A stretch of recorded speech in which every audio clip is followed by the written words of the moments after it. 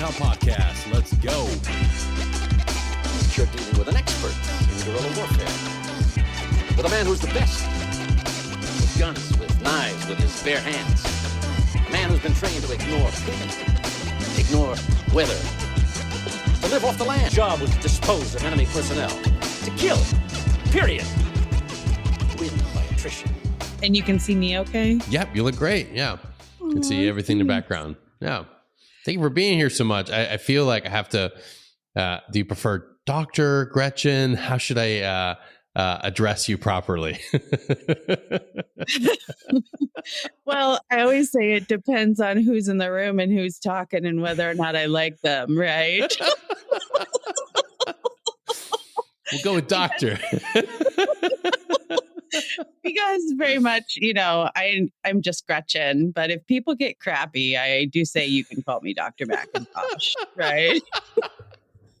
Oh, well, Dr. Gretchen McIntosh, welcome to Security Hub Podcast. I am honored to have you here today because you have an organization, or you're part of an organization that I think fills a gap that isn't being addressed, and that's being able to take care of the kids of SOF operators. Of course, the name of the organization is SEALKIDS, but as we talk together today, I think that there's plans to expand that, right? That is the big vision, right? Is Nice. that the services we provide are so necessary, and we have too many of our service members whose families need our help. So yes, growth is Yeah. on the horizon. And that's the one thing that a lot of people don't understand when they're looking outside them on the TV shows and the movies. You only see half of the equation, which is the operator, the SEAL running into danger, taking care of the mission. But in reality, what happens is in the real world is that there's a whole support structure that takes care of that individual, that operator on the backside. And part of that is the kids at home. And those individuals, the operator themselves, they bring back all the stressors, all the worry and anxiety, and that bleeds off into the family. And that's when they're home. When they're away, the families struggle as well. And tell us a little bit about the program and how it aims at helping the kids of the operators. You did such a great job with setup. Thank you. That's a wonderful lead in. I've had 5 seasons to work on it. Don't look at anything before season 4. It's wow.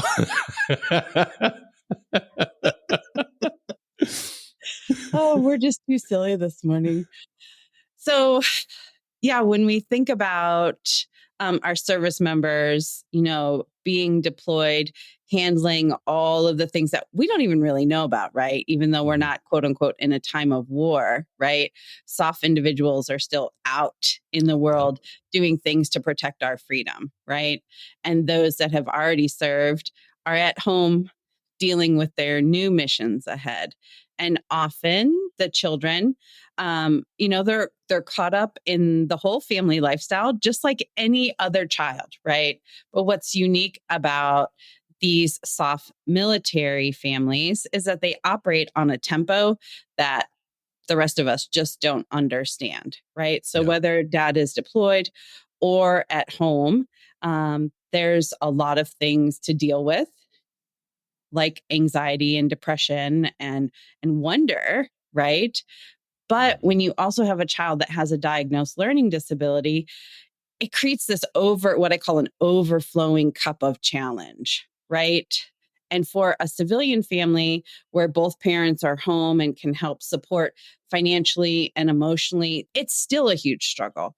And now we position that challenge within a high tempo military family, and there's just not the appropriate support anywhere, except with SEALKIDS, obviously. Yeah. And the school systems try their best. They just don't have the resources to attend to everything that the military family needs. And these children require really specialized intervention, often outside of the classroom, in order to continue on their pathway to successful graduation. And that's what we're here for. Absolutely. And you touch on something that is a growing issue. Trauma informed care within school systems is just now starting to move. I mean, there's people that have been championing, there have been books and loud activists have been talking about getting trauma informed care into schools, getting teachers to understand, because I'm a product of that. I'm a product of broken home, bad parenting, and a school system where teachers didn't give, sorry for the language for those of you at home listening to this, teachers didn't give a fuck. You show up battered, bruised, and with that like low self-esteem, and maybe the kids acting up because that's the only avenue of being able to like defy authority. It's the only place, and they don't have the coping skills or anything. And nowadays, we don't understand how it's different for military kids. We see all the same things, but maybe the kids, they're not experiencing quote unquote abuse. They're experiencing the trauma that comes with not knowing if their dad or mom are coming home, not knowing and having to sit in that ambiguity 6 months at a time, 7 months at a time, 9 months at a time. Maybe they're dealing with the fact that they've seen their parents' friends not come home, and they've seen their friends leave, and they don't understand that. And we don't talk about that aspect. We don't talk about that specific trauma. And that's how many kids are dealing with that. How many children are dealing with this on a day-to-day basis. And that's where your organization comes in to fill that gap. But how do we address this in the school system? How do we start advocating for these changes and understanding? That's a big piece of the pie. It's a huge piece of the pie. And I want to address something that you said, that these children often see their dad's friends not come home, right? There's that understanding. A couple years ago at one of our events, Medal of Honor recipient Ed Byers talked about his daughter attending more funerals than most adults ever would in their lifetime, right? And that really struck a chord with me. I mean, because of SEAL Kids, I see what these children go through, but man, that just really resonated with me that these children are growing up in a world that, like my children, civilian children, will never have to experience, right? And they are giving so much sacrificially. Us, as a nation, as civilian families, need to do way more to support these military families and to make sure that their children are getting everything that they need and honestly deserve, right? The whole family unit is basically willing to give everything for us. And I think it's sad that we are not just showering these families with as much support as we can possibly give them. Yeah. Regarding it's such a weird, sorry. It's such a weird thing that we idolize, obviously, the guys that go into the fray, the guys that go on deployment, but we don't really have a really well structured support mechanism, even within the military. Sorry to say this, we don't have a great support mechanism for the families. We have a lot of groups that are starting to pop out. There's a lot of MSOF family collaboratives out there championing and really, taking that fight on. But we need more organizations that can sit out and or sit down and reach out to the spouses, to the kids, because they're part of the equation too. They're part of the why the individual is healthy and resilient, is able to go, even when they have issues, they still have the family to fall back on. I know I've relied on my wife a lot before I got healthy, before I started my own journey. That was the one person always in my corner, sort of keeping me up, keeping me, pushing me back into the ring. That's my corner person. And that's what a lot of people don't understand. We idolize the fighters, we idolize the operator, but the wives, the spouse at home, and the kids are a huge factor that we got to support and take care of. What are some of the things that your program provides for those kids at home? Yeah, so what's so unique about SEAL Kids is that over the last 13 years, we have found the impact of supporting them in school creates amazing change, not only for the child, but within the home. So when we can help that child have that taste of success and achievement in the classroom, it it changes how the story that they tell about themselves, right? So they're no longer less than or struggling, right? They're a successful student. And that self-confidence and that self-esteem bleeds over into the whole household. This is one less stress now mom has to deal with, one less stress that dad has to think about. And it changes the very fabric then of that child's future, right? Mhm. Growing up with some struggles, that it really impacts your adulthood. And so when we can intervene, especially nice and young, and change how that child understands themselves as a learner and Mhm. as a person and as a citizen, and growing up being successful and knowing that they are smart and capable, right? That changes everything.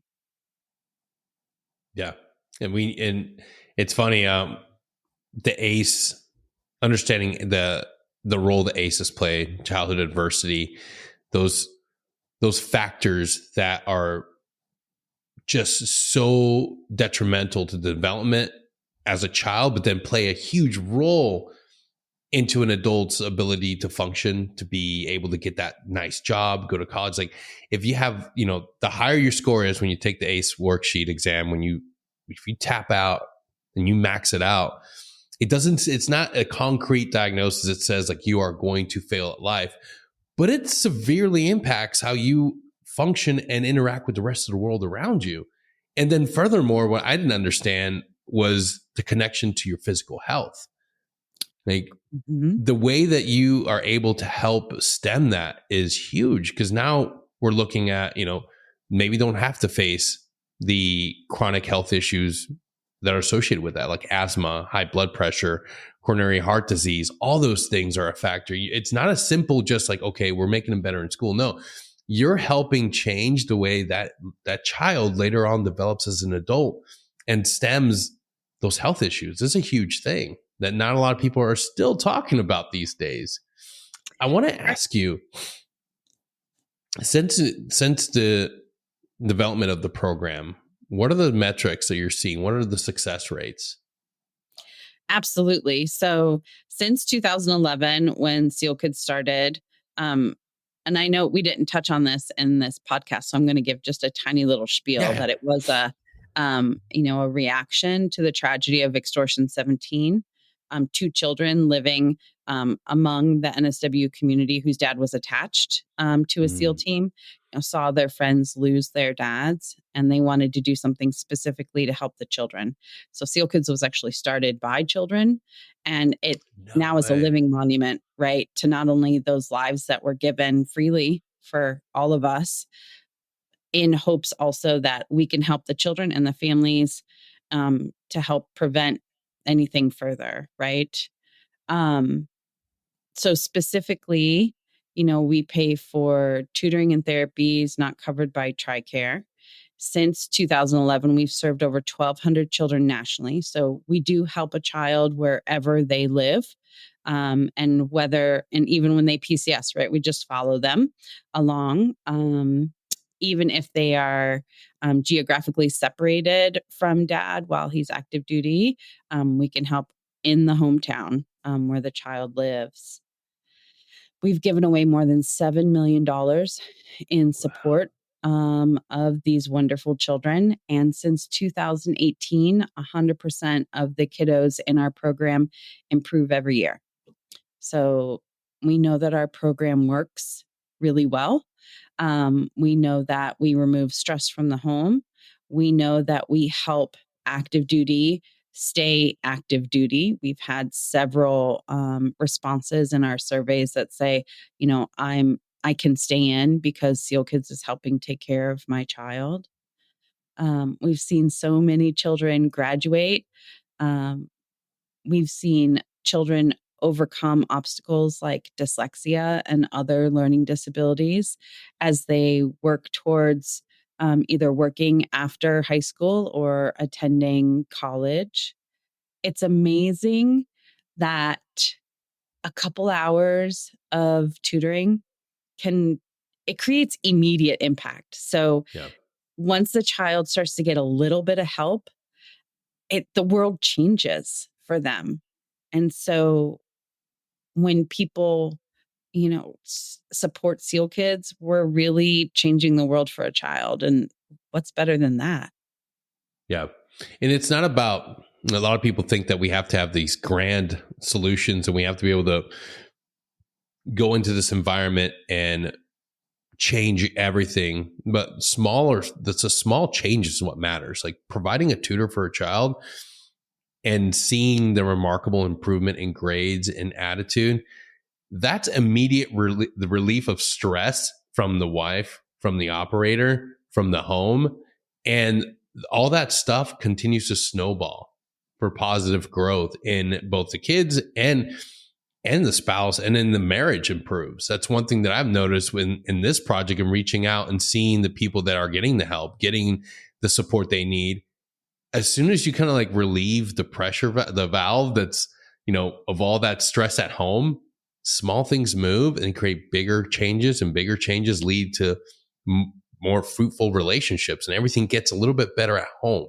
Like that's impactful. That's huge. And when we're talking about toxic stress, that a lot of people don't understand, like it's not about just taking a breather. It's not just about taking mindfulness classes. No, it's about changing a person's relationship with stress so that they can see that there's hope.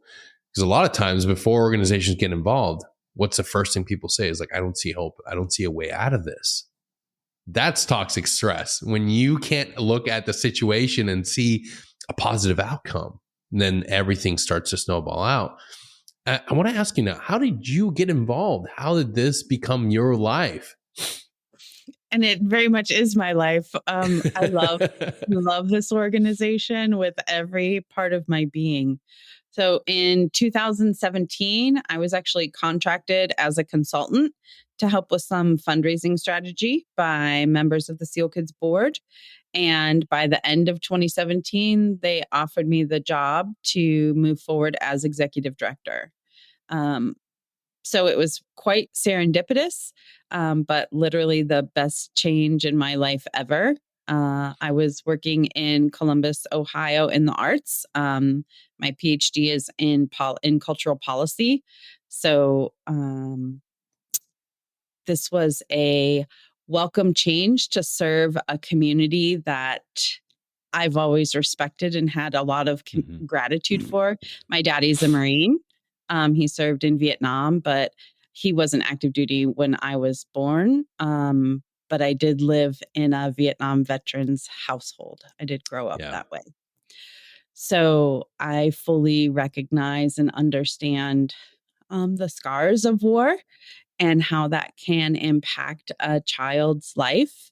I'm lucky, even though it's been touch and go for a lot of years. I mean, my dad's still around, and we have a great relationship now.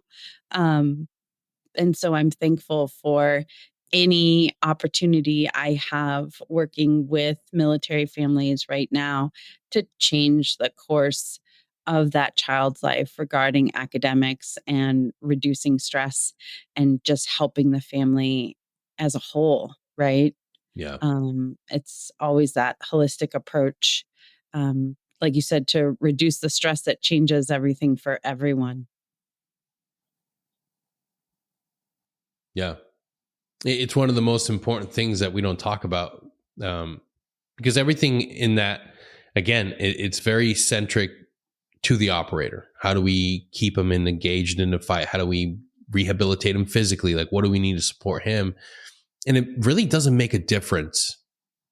And I've lived experience and this in the course of this project, seeing individuals, like you can take the individual out of the home, out of the work environment, getting rehabilitated, getting better 100%. But when he gets back home, if his kids are struggling, if his wife's struggling, what do you think is going to happen to all that great progress he made at that treatment center, in that hospital? It's all going to deteriorate back to square one, because we are a unit and people need to start treating the entire family unit, especially when it comes to transition, when it comes to all these vital things, all these vital chapters in life. you have to see the operator as part of a home team. When we don't view the children, when we don't view the spouse as part of that, we're not really addressing the issues for the operator themselves. Like, that's a reality. Mhm. And I think what's so unique about the families that I've had the pleasure to work with at SEALKIDS is, man, they are all in. A lot of times in the nonprofit community, when we're dealing with quote unquote an at-risk household, right? So a single parent home and lack of resources, right? There can be some struggles with finding the excellent partner, right? Um, but that's never an issue at SEALKIDS. What's so amazing about these families is they use all their tutoring hours, right? They want to make sure that their child has every opportunity to succeed. They are always looking for additional resources to help them learn how to empower their child. They do all of the paperwork that we require, which sometimes is a lot, right? They do, because we have to collect the data, right? So that we Yeah. can go for more funding. So they do the pre and post survey, they do the mid-cycle calls and the check-ins. And so we ask quite a bit from our families, and they willingly provide, and they make sure their child, meets with their tutor at the kitchen table so that everybody is succeeding. And I think that's often the most thrilling part to me is we have partners in these families that are just as invested in their children as we are. Obviously more because they're their kids, but it's it's more of a rarity, I think, than people in the nonprofit community want to talk about, right? Yeah. But these families are just phenomenal and are fighting just as hard for their family as they are for all of us. And so we really need to be standing with them in all the ways that we can. Yeah, absolutely. I think that when we're not in a time of war, even though, I mean, technically, even though we don't declare it, we are very much engaged. That's another episode. But it's easy to forget about the military family and military kids specifically right now because we're not in Afghanistan, we're not in Iraq, but the need's still there. How have you guys been able to pivot in moving towards gathering more support? Are you finding it a little bit more difficult now, or is it still like steady going, gathering support for this nonprofit? So, the nonprofit giving cycle is always an ebb and flow, let's call it, right? And over the past, we've been very grateful and blessed to be supported by organizations like Navy SEAL Foundation and SEAL Family Mhm. Foundation. But as SEALKIDS ages, foundation funding is not as prevalent as it once was. And so we spend a lot of time having smaller events and raising every dollar we can to continue to support the children in our programs. This year, we are definitely looking for more support and more friends to help us on this endeavor as we continue to support the SEAL families in our programs and as we look to expand our services to all SOF eventually. I mean, we would love to do it a whole lot sooner than later, right? But that Yeah. requires significant financial support. So, in the short term, we're still focusing on Naval Special Warfare, but the need is really great out there. When we look at the fact that less than 1% of the U.S. population serves, right? And that Yeah. includes reserves and National Guard. So if you take those out, it's actually less than 0.5%, right? That's a really small group holding up the whole country. And then when we look at SOF, right, and that they're on more than 90% of all military actions, right? And then we look at, so that's a smaller group, still holding up a large amount of all of us. And then we think about our target population, which is children with diagnosed learning disabilities, right? We know that's about 15% of all K-12 students. It's even a little bit more of a narrow focus. But when we lift up small groups, like you mentioned before, right? Attending to the small things has huge ripple effects. What we know about the special education system in public schools is that it is currently struggling. There's not enough special educators, there's not enough resources.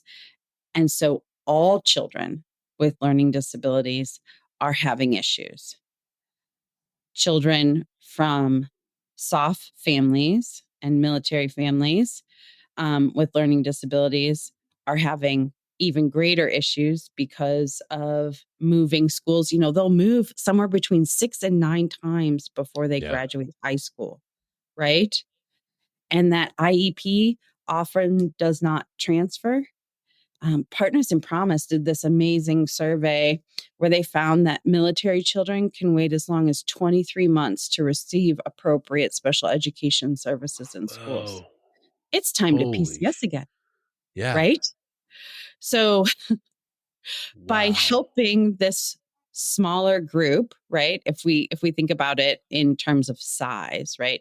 This group of SOF, or even right now, just Naval Special Warfare kiddos with learning disabilities, if we can help them and pave the way to what real change looks like, that will have an effect nationally. Yeah. I mean, yes, we want to pay for more advocacy. We want to pay for more legal support to help the school provide exactly what they're federally mandated to provide, so that we are just giving the extra, right? The above. But in the current situation, we're paying for stuff that the school system just doesn't have the resources to provide right now. So Yeah. it's a big problem. Yeah. You guys are holding it down for the entire state and federal support system. Yes, and in the short term, that's very expensive. Yeah. Right. Thankfully, we have a system of really fantastic tutors. And I do want to point out that it's not homework help. We are dealing with foundation gaps and large steps in understanding, as well as dealing with the specific challenges a child has regarding a learning disability. So it's not just like, you know, we're helping Timmy do his times tables, right? We're right. For anyone that doesn't know, I do always like to, you know, push out that active duty, the DoD pays for online Zoom tutoring at tutor.com, and golly gee, use that resource, right? But that's for your average student who just needs a little bit of homework help, right? When we talk about high intensity tutoring and addressing learning disabilities, that's us. Yeah.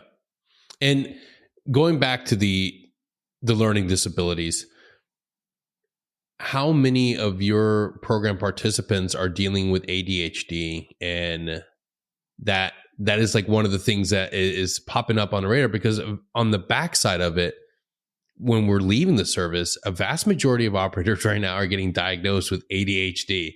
And there has the fact that it's at home already, and then the operator doesn't even know he has it. And then he's like, hey, by the way, you have ADHD. Here's your medication. And then we're going home, and it's no wonder the kids at home are dealing with it.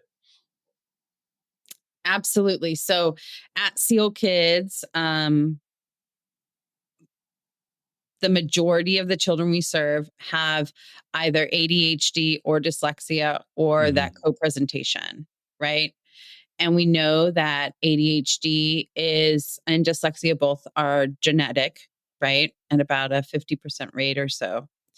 So we can make assumptions that, you know, that comes from one of the parents or both, right? So yes, ADHD is very prevalent in the children we serve. But I want to be clear, the learning disabilities that we attend to are not more prevalent in Naval Special Warfare. We align pretty significantly with the standard 15% across K-12. And we're not even reaching all of the kiddos in Naval Special Warfare that we need to because of funding, right? So we would love to help even more children on their path to graduation, but we need more friends to help in a big way. And they can learn more about our programs at SEALKIDS.org and donate there. Oh, yeah. And it will be on the episode description when this episode hits. So if you want to pause and look at the technology these days. But how about college rate? What are you guys tracking? What percentage of your kiddos are successfully getting into college? So we don't track how many of our kiddos get into college. What we focus on is getting them to graduation, and so that they are able to apply to whatever it is they want to do with their life, right? And some of our kiddos are especially high need and probably won't go to college. They, might attend a junior college, or they might work in their community and serve their community that way. Not everyone's on a pathway to college. Yeah. And I won't even go into my spiel about how many skilled labor jobs are left open every year, right? No, please do. Please do, because right? We need electricians and masons, for goodness sakes, right? Carpenters.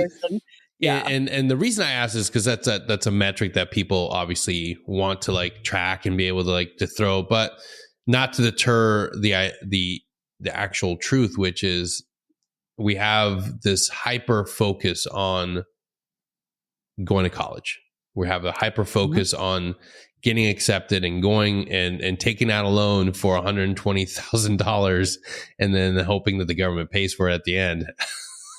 But the reality is, I'm a product of military service. I got my associates while I was in Afghanistan. I'm using my benefits right now to pay for school because I have an impossible dream that I won't divulge to anybody until I accomplish it. It's neither here nor there. But it was after my profession. It was after I went out. And a vast majority of my friends that stayed in the civilian world that I still keep in touch with today, they didn't have the typical go to college, take on a whole bunch of debt lifestyle. They went out there and they got a trade, and they're highly successful, and they're able to do what I'm doing right now, which is pivot into something else.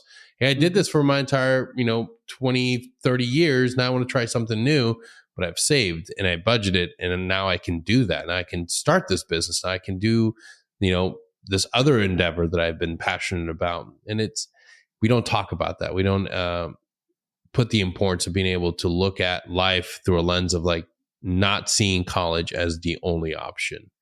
And it's exhausting to see that what our college system has become, because it's now just a breeding ground for a lot of protesting.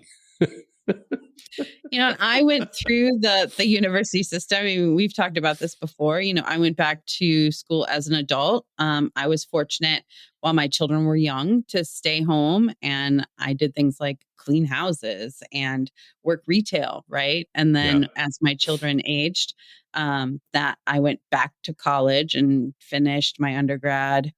I was 35, right? And finished my PhD at 40. And so it was a different experience than, the traditional pathway. And I'm still a huge proponent of learning in any capacity, right? And it's unfortunate that skilled trades are so undervalued by large groups, because that's what builds America, right? It's catastrophic that we don't have enough people in the labor force to attend to our infrastructure. So learning takes all kinds of forms. College is not the only pathway. Yeah. It's growing up, understanding how to do things, I never understood that other people didn't have that. You only know what you know, and you experience life from your frame of reference.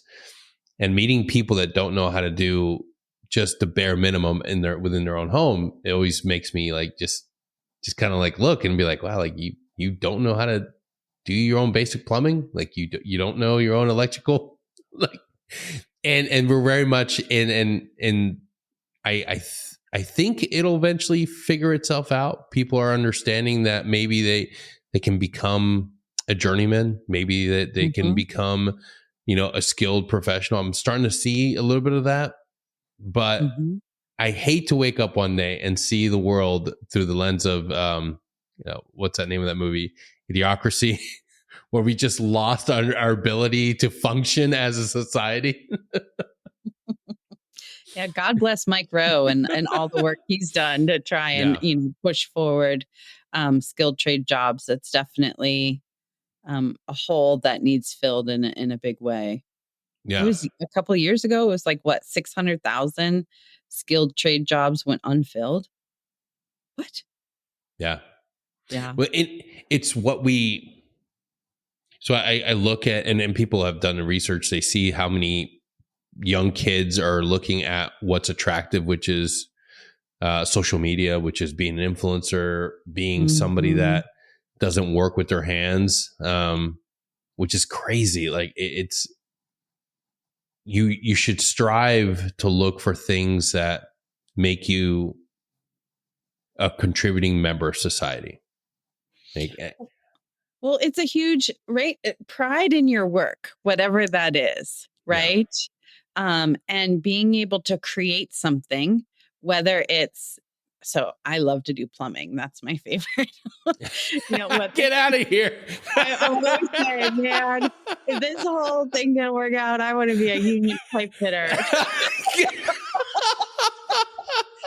Right?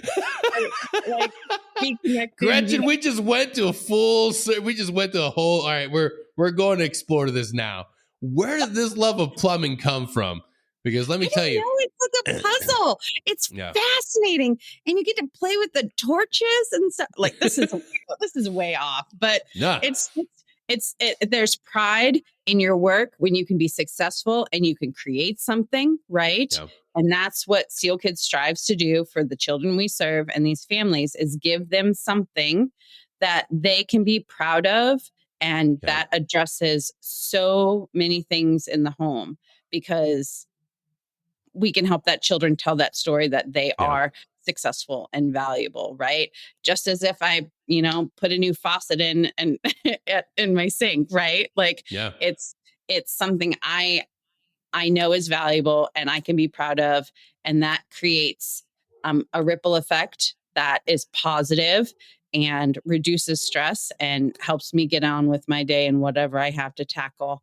And when a mother sees that her child is succeeding, that helps her succeed. And when dad sees that mom and child at home are succeeding, that helps him succeed, right? It's this wonderful foundational intervention that touches everybody.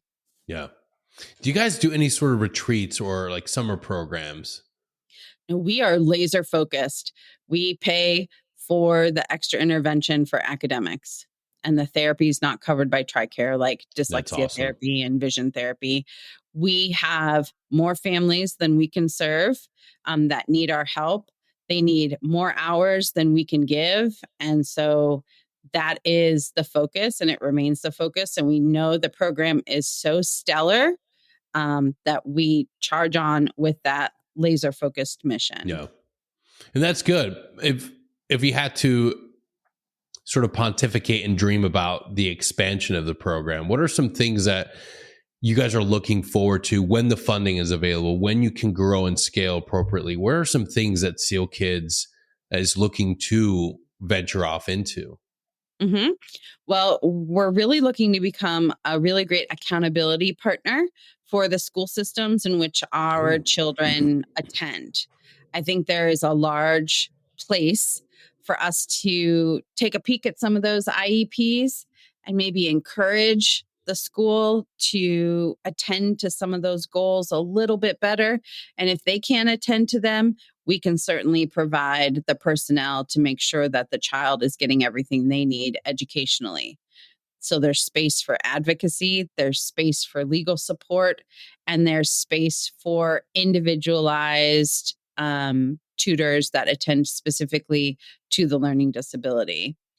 And then eventually, there's all kinds of wonderful things. We know children with autism respond really well to music therapy, right? Yeah. So, I mean, but that's like, first we got to get all these kiddos handled, right? Academically, right? And then there's things to explore to attend to the rest or the whole child as they develop, right? Yeah. But It's good to have that understanding of like, okay, this is our core mission. This is what we're going to focus on, because that's the bread and butter. That's what's needed right now. And it's obviously the proof's in the pudding that individuals keep referring and more kids keep coming. What has the SEAL community's reaction been? Like, do you guys have a good, like, solid representation through all the different platoons and everybody just backing the program? Yeah, we have great penetration into pretty much every command. Absolutely. And we get great feedback from our SEAL Kids parents about how vital it is for their service that we continue to support their child. And how magnificent it is that our service doesn't get cut off when they transition out, right? Yeah. So about 20 to 25% of the kiddos we serve are from veteran families. And, veteran families really experience a loss of resources when they transition out. But we're still here for them. Which is great. Like, that's the one thing that a lot of people don't understand. When you're in a close-knit community, it's great. You have access to so much. But the moment you ETS or you retire, like, you're done. You pack your things and you move out. And then you don't have access to the same resources. You're not going to the same wonderful clinics that are only for you and your community. You're now your VA. Now you're struggling for your being able to provide that same resource for the kids without some sort of like, oh wait, you have to transition out and then we'll recontact you in a couple of weeks. Like, no, this continues. This is ongoing. You will have the support. That's magnificent. That is something that is vital to the community, because it gives them that feeling of like, okay, our kids still matter. Somebody still cares. Like, they're still wanting to support them in this next phase of our lives. And I think there's a false narrative about when you talk about support, even of active duty military. Mm-hmm. I think there's a really false narrative of what that support looks like. I mean, I think that there's starting to be a little bit more understanding. And you can look up a Navy SEAL's salary online and you'll see that, if you think about a family of 4, right? That's not cutting it, right? Yeah. And because of how transitory their life is, right, as far as moving often, and that military families have more children than civilian families, and they have them younger, and thank goodness, right? Because it's wonderful that military families are having more children, but mom's going to be at home because she doesn't necessarily have the opportunity to work as much as if her husband was coming home at 5 o'clock, right? Yep. So we're talking about a single parent household. There's just not enough financial resources for them to have everything they deserve to have. Because my goodness, again, it's less than 0.5% of the population that is serving us, right? And we are all walking around enjoying this wonderful life. And honestly, before I started at SEAL Kids, I had no concept of that side of the world, right? I had no understanding of what an active duty family went through in this day and age. None. And even veteran families, my mom was home when I was growing up, so at least there was a buffer, within our family. But we just need to do more. Obviously we're having a discussion about SEAL Kids and the importance of our programs, but by golly, any listener, if they are just moved to do more for our military families, that's really my point, because we're all kind of puzzle pieces, right? Yeah. All of the veteran and military service organizations, we're all attending to a specific problem or a niche within the community.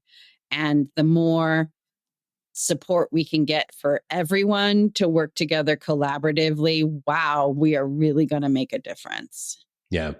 We have a weird understanding of what it's like to be a service member and bring a family and raise a family in this environment.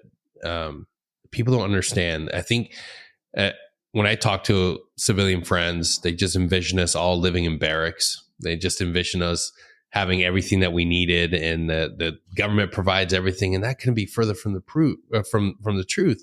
Right now, and I'm lucky to still live in the same area where I served here in Northwest Florida. 7th Special Forces Group still doesn't have a child care facility. It doesn't. Hasn't had one since it became an institute, since it came here into Florida in 2011. Now, to a lot of people at home, what does that mean? Well, I'll break it down for you. That means that all the individuals within 7th Special Forces Group that have children, they don't have a primary daycare facility. They can't go to Eglin Air Force Base and use their childcare facility because there's a wait list about 4 to 5 months or 6 months long, however it is. And there isn't one at Hurlburt and there isn't one at Duke Field that they can use. So that means that their kids, their primary care comes from either the spouse or a babysitter, or they don't get a stipend from the government to pay for it. It comes out of pocket. Mm-hmm. And if they can't find a sitter, and if something happens where the wife has to go to the hospital or take care of one of the other kids, guess what happens with Junior? Junior comes to work, to the team room, and he hangs out with all 12 of his uncles. And they sit there and they enjoy a great day of having to hear team room banter in both English and in Spanish. And yeah, that's fun. And it's silly and it's great. And let me tell you something. It was one of the most rewarding things when team members brought their kids, especially not having kids on your own, not understanding the complexities of having to raise kids and being like, holy cow, you got to keep these things alive. Like, oh my gosh. Like, and it's fun when it's temporary, when it's, 1 or 2 days. But imagine the stress of having to worry about how you're going to take care of your kids and how you're going to provide childcare your entire life in the military. It's not easy. And I get it. Childcare is expensive everywhere you go, but at least you have the option in the civilian world. Some companies actually give you a stipend for it. Mm-hmm. You don't get that from the military. Wow. I got fireworks from that. That's awesome. That will be live on the YouTube video, but you don't get that. And we need to be able to have the discussion of the burden that we take on when we enlist and we carry on a military lifestyle. Our military families need support. They need representation. They need people that are willing to fight for them and say, hey, guess what? Eglin Air Force Base and 7th Special Forces Group, here's the money for a child care facility for these special operators. They deserve it. You're willing to send them on back-to-back deployments. You're willing to constantly put them in stress, but you're not willing to fight for them to have that child care center. Do better. Do better. Our kids deserve more. Our families deserve more. And if it wasn't for organizations like SEAL Kids raising that banner and doing that fight, we wouldn't have the representation. And I hope and pray that you guys continue to grow so you can take on more work, so you can take on more resources and be able to advocate for everybody, because our kids, and let's put it this way, we want to talk about retention, we want to talk about recruitment. Where do our majority of our service members come from? Military families. Exactly. So Yep. if you raise kids in an environment where they see their parents weren't getting the support, and we already see that the metrics are already coming in, fewer and fewer military kids are wanting to serve. And I'll tell you why. Because they saw the struggles their dad and moms went through. They saw the pain that they went through. They couldn't make ends meet. They couldn't afford that extra care. They couldn't afford childcare. They couldn't afford all these things. Now, that kid's going to grow up and realize, like, yeah, his dad was proud and he enjoyed his service, but his dad's probably going to sit him down and say, hey, guess what, Junior? I want you to do better.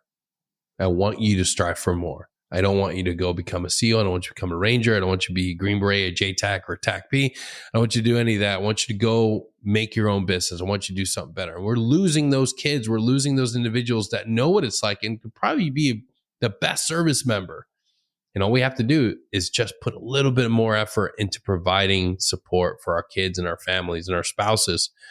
Because that's another one too. Yeah. As you're talking about, thinking about as, like as civilian families, think about what it means to serve as a military family and all the resources that aren't there. I want to be clear. I have never heard one of my families complain about lack, right? Of what they have access to or anything. The only thing that we hear is, my child needs more help. Yeah. And I think that is, such a definition of the warrior mindset, is that even in the more than, I don't even want to know about the, like, okay, it's a poop show, right? What they're listening, right? It is. You can swear. You can swear on this podcast. let's just not me anyways. Right? Like, it is unsatisfactory conditions There you go. regarding all kinds of things, right? Yeah. And yet they show up every day and they do it willingly, and they would do it again and again and again. And they have signed up to give their life for all of us, right?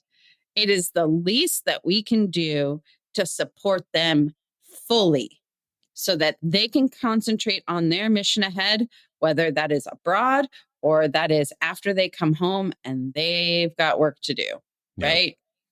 And so SEAL Kids stands with these families, and we look forward to standing with even more families, because you know what? The more data we have about what's going on in school systems, the louder we can shout with policymakers to be like, this needs to be attended to. Yeah. And I wouldn't even begin to wonder how bad our school systems are. I mean, just from what I see on social media is enough to say, wow, like maybe everybody should be sending their kids to private schools. Well, that's not always right.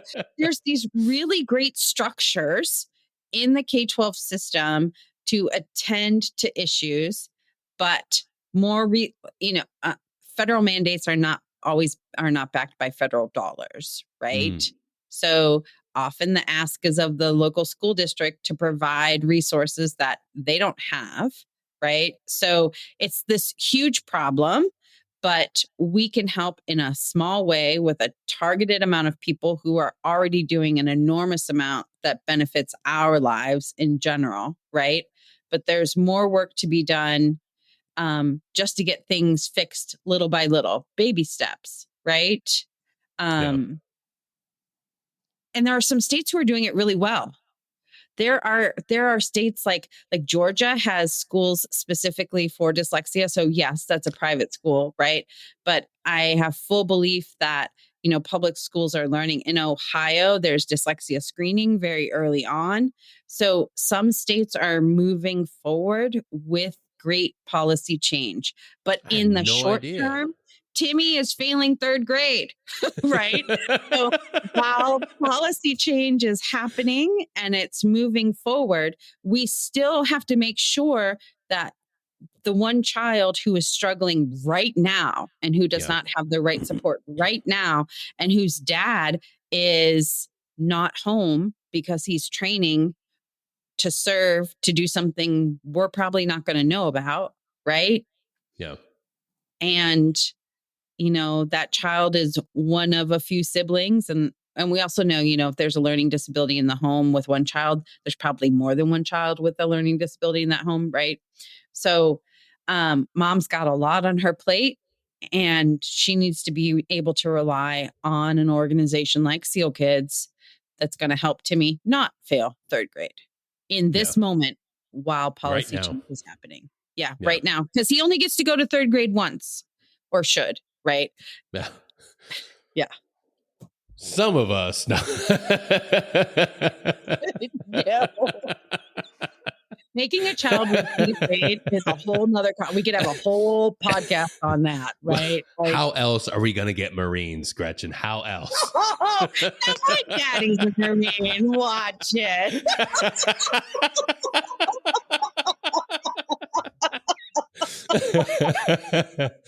I feel like I'm going to have a lot of Raiders in my comment section. A lot of Marines coming after me. We're keeping that in. You're a brave soul. Brave man. Hey, I joke because I'm part of the community and the friendships are there. Yeah, absolutely. Oh man. Oh my gosh, that's really funny. Yeah. It's so true though. We have to be able to provide support right now in hopes of when things change down the road, because nothing moves fast at the levels of government. Nothing, whether it's state or federal, nothing works fast. And that's okay, because we have great organizations like SEAL Kids that are working to provide the support right now in the homes where we need it most. Again, Gretchen, how can we get in touch with SEAL Kids if we need support? If we're part of the SEAL community and we want to get support for our kids, how can we get in touch with you guys? Absolutely. That's such a great question, because our grant application window is getting ready to open June 1. So if you go to sealkids.org and click on request help, you can see where the grant application will be, and it'll be open June 1 through June 30th. If you have questions in the meantime, you can reach out to Alma Fowler. She's our program specialist, and she can answer any questions about the application process. If you're active duty, we do require a statement of service from your command. If you're a veteran, we do require a DD-214 to prove that you served. And then we support active duty and veteran SEAL SWIC, and then active duty support personnel attached to an NSW command. And so that's just sealkids.org, request help. And then, of course, if anyone's willing to donate, same place, sealkids.org, click the donate button. Awesome. I've got everything right up. I'll put all of this information will be in the episode description of this podcast. So please go there after the podcast. Just press pause. We'll wait. Go read it. Okay. Now you read it. Go to sealkids.org. And if you're a SEAL or a member of the SEAL community, involved, affiliated, apply. Help your kids get better at school. We need it. We need everybody. It's all hands on deck approach to take care of your kids.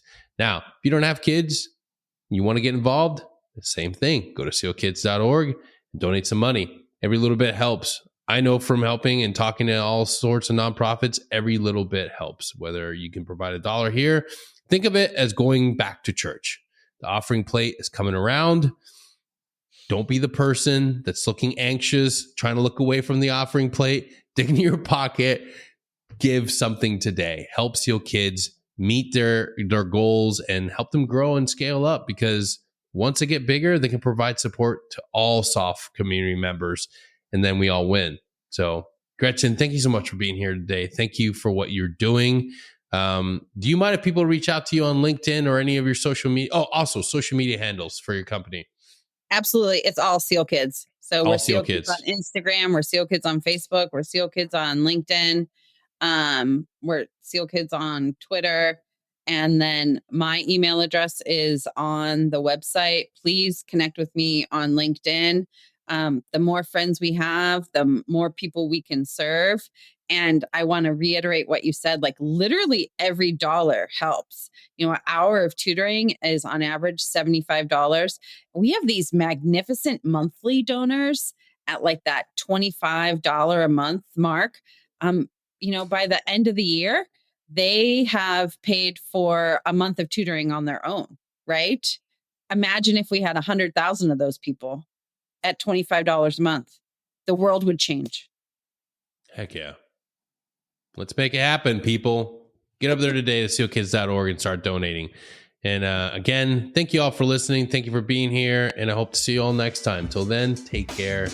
Be nice to each other, especially Marines. If you like what we're doing and you're enjoying the show, don't forget to share us, like us, subscribe, and head on over to our Patreon where you can be part of our community and get access to all of our episodes as soon as they drop. And remember, we get through this together. Take care.